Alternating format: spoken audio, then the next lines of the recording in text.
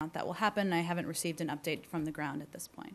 Going back to the embassy for a second, would you call this an evacuation? No, we would not. Is it just a chance to have some members of the embassy work remotely? It is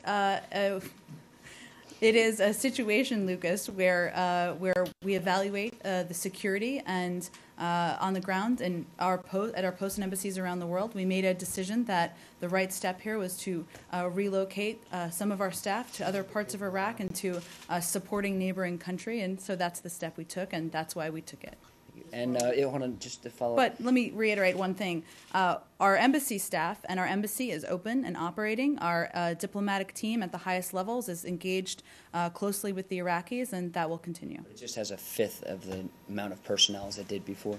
I'm not going to get into specific numbers, but again, a range of these employees are temporarily relocating, to some other areas in Iraq and, again, a close neighboring country. And is it fair to put the rapid advance of ISIS toward Baghdad into a larger context where Islamist extremists are demonstrating more aggressiveness? They're emboldened, say, in Karachi in Nigeria?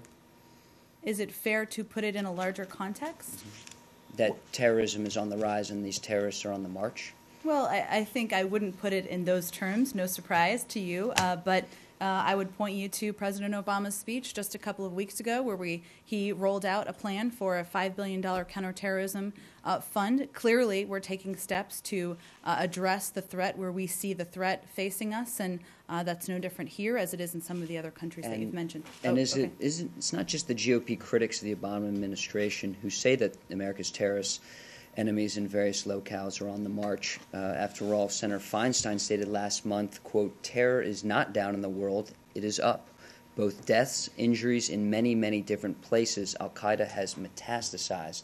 Isn't that the truth? Well, Lucas, we put out an annual report where we note where we have concerns, and we've been very clear that we've had concerns about the growth of some of these groups, whether it's ISIL and our concerns about that, or whether it's Al-Shabaab or other groups in Africa. So I don't think we've made any secret about those concerns. And the question is, what are we doing about it? And this counterterrorism fund is obviously one of the proposals, and addressing how we can best take on the threat is part of our effort here. But is it a growth of some of the groups or all of these groups? I'd point you, Lucas, and maybe tomorrow I'll bring you a copy of our annual. I actually brought you one last week and you weren't here. So.